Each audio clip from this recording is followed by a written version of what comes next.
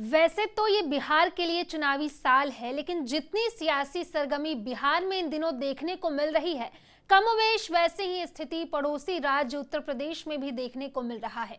बावजूद इसके कि यहाँ विधानसभा चुनाव होने में अभी 2 साल का वक्त बचा है, लेकिन मिशन 2027 के लिए सूबे में सक्रिय तमाम राजनीतिक पार्टियां अपनी अपनी जमीन मजबूत करने की कवायद में जुट गई हैं।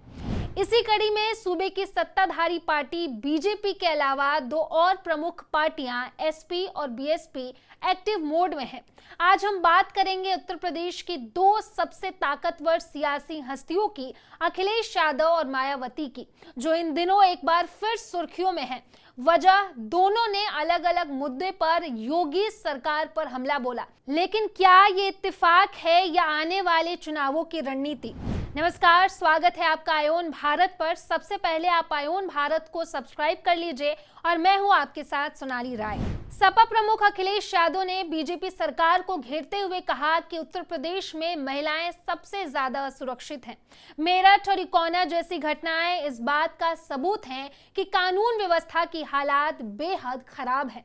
उनका कहना है कि रोमियो स्क्वाड जैसे अभियान सिर्फ दिखावे थे।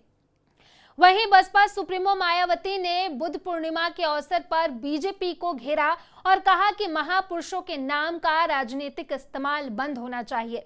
उन्होंने सपा और बीजेपी दोनों पर आरोप लगाया कि उनकी सरकारों में कानून का राज नहीं रहा।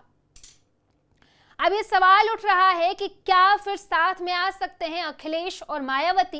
क्या ये बयानबाजी सिर्फ मुद्दों पर है या इसके पीछे कोई सियासी गणित है? चलिए आपको थोड़ा पीछे लेकर चलते हैं। सपा और बसपा के रिश्ते कभी सहज नहीं रहे। 1995 का वो गेस्ट हाउस कांड तो कोई नहीं भूल सकता, जब मायावती पर लखनऊ के गेस्ट हाउस में हमला हुआ था।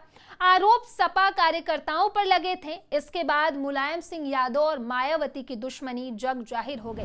2019 में एक बार फिर मायावती और अखिलेश ने दुश्मनी भुलाकर बीजेपी के खिलाफ हाथ मिलाया, लेकिन परिणाम नाकाम रहा। गठबंधन को बड़ा नुकसान हुआ। बसपा को 10 सीटें मिली, लेकिन सपा को सिर्फ 5। इसके बाद दोनों फिर अलग हो गए। अब क्या फिर साथ आने की उम्मीद है? आज फिर दोनों नेता बीजेपी सरकार के खिलाफ बोल रहे हैं, लेकिन अलग अलग साथ नहीं, सिर्फ समान दिशा में निशाना साध रहे हैं। इससे सवाल उठता है कि क्या फिर साथ आएंगे ये 2 ध्रुव विरोधी? देखिए, उत्तर प्रदेश की राजनीति में अगर बीजेपी को कड़ी टक्कर देनी है तो विपक्ष को एकजुट होना पड़ेगा। लेकिन मायावती और अखिलेश का अहम और पुराना इतिहास इस एकता में सबसे बड़ी दीवार है। जहां अखिलेश युवा नेतृत्व का चेहरा है, वहीं मायावती दलित वोट बैंक की बड़ी नेता। दोनों की एकता बीजेपी के लिए चुनौती बन सकती है, लेकिन क्या उनका आपसी भरोसा इतना मजबूत है? आने वाले विधानसभा या लोकसभा चुनावों से पहले यही देखना दिलचस्प होगा। क्या आप मानते हैं कि अखिलेश और मायावती को फिर साथ आना चाहिए? क्या ये उत्तर प्रदेश में बदलाव ला सकते हैं? हमें कमेंट करके जरूर बताइएगा। इस खबर में इतना ही। देखते रहिए आयोन भारत। नमस्कार।